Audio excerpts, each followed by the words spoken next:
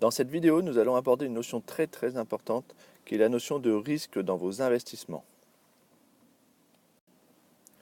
Un problème que l'on retrouve souvent en termes d'investissement, c'est la notion de risque.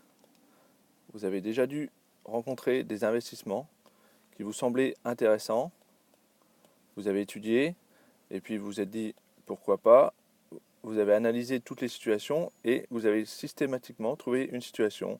Si le marché augmente, si le marché descend, si l'économie reste stable, ou votre investissement, vous vous rendez compte que vous allez perdre de l'argent. Et dans ce cas-là, vous vous dites finalement, je ne vais pas faire cet investissement. Le problème, c'est que pour tous les investissements, vous allez rencontrer une situation où l'investissement ne sera pas rentable. Et où vous allez donc perdre de l'argent. Si on trace l'évolution de différents investissements, on peut prendre n'importe quel type d'investissement, que ce soit l'immobilier, on va avoir des évolutions dans le temps, que ce soit la bourse, les évolutions vont être beaucoup plus fluctuantes, que ce soit les marchés obligataires, ou que ce soit n'importe quel autre type d'actif, l'or ou les matières premières, ou encore d'autres types d'actifs, on va sans cesse avoir des évolutions. Donc on va retrouver pour n'importe quel type d'actif des périodes où ça va être en hausse, mais également des périodes où ça va être en baisse. Donc si on réfléchit en se disant j'investis uniquement si je suis sûr à 100% de gagner de l'argent, dans ce cas-là, on ne va jamais pouvoir investir parce que tous les types d'investissements vont avoir sur le long terme des périodes de baisse. Donc la première solution qui n'est pas vraiment une solution, c'est de dire j'investis que sur des produits 100% sécurisés. Donc on va retrouver le livret A, on va retrouver les fonds en euros. Donc à savoir que le livret A, il vous fait également perdre de l'argent. Si vous regardez sur le long terme, le livret A, il a un rendement qui est en général inférieur à l'inflation. Les fonds en euros vont permettre de faire un petit peu mieux, mais bon, ce ne sont pas vraiment des investissements. Pour vraiment obtenir du rendement, il va falloir vous orienter sur d'autres produits. Donc la solution, plutôt que de dire est-ce que je risque de perdre de l'argent avec cet investissement, comme nous l'avons vu, tous les investissements à des moments perdent de l'argent, c'est plutôt de dire lorsque mon investissement va être en phase de perte, ici par exemple, est-ce que dans mon portefeuille, je vais avoir un autre investissement qui à ce moment-là pourra compenser cette perte.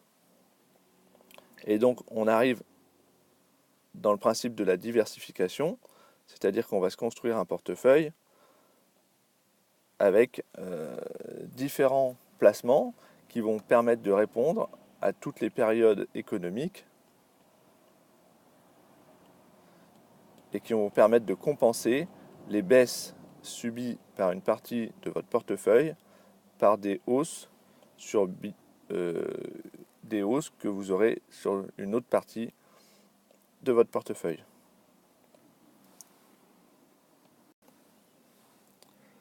C'est pourquoi il est vraiment essentiel, quand vous réalisez votre allocation d'actifs, de vous construire un portefeuille homogène et diversifié, où on va retrouver plusieurs classes d'actifs dans des proportions plus ou moins équivalentes pour justement compenser les baisses d'une classe d'actifs. Donc on peut retrouver l'immobilier, on peut retrouver des actions, vous pouvez avoir une partie de sécuritaire avec par exemple du fonds en euros et des obligations.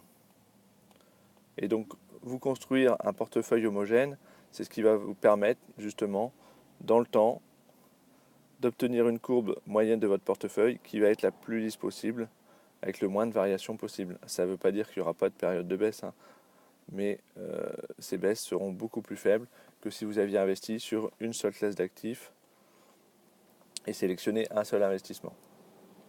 On oublie souvent les périodes de baisse. Si on pense à l'immobilier, aujourd'hui les gens ils ont en historique une longue période de hausse sur plusieurs dizaines d'années.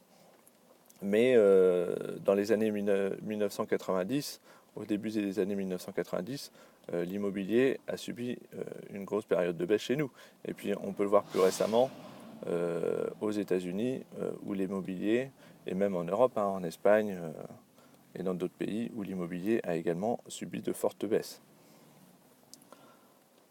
Donc voilà, c'est vraiment une notion très très importante sur laquelle je souhaite insister, c'est vraiment de diversifier votre patrimoine en vous créant une allocation d'actifs bien diversifiée selon les différentes classes d'actifs pour avoir un portefeuille le plus stable possible dans le temps avec une performance la plus homogène. Si vous avez besoin d'aide pour vous créer votre portefeuille, si vous voulez être sûr d'avoir un portefeuille qui est bien diversifié, ou si tout simplement vous n'avez pas envie de passer du temps à vous créer votre propre portefeuille et à passer du temps surtout à le gérer en fonction de l'actualité macroéconomique, vous pouvez cliquer sur le lien qui apparaît sur l'écran ou bien sur le i comme info et vous allez découvrir une solution qui en général est réservée aux clients des banques privées dans lesquelles il faut mettre énormément d'argent pour avoir des conseils de ce type.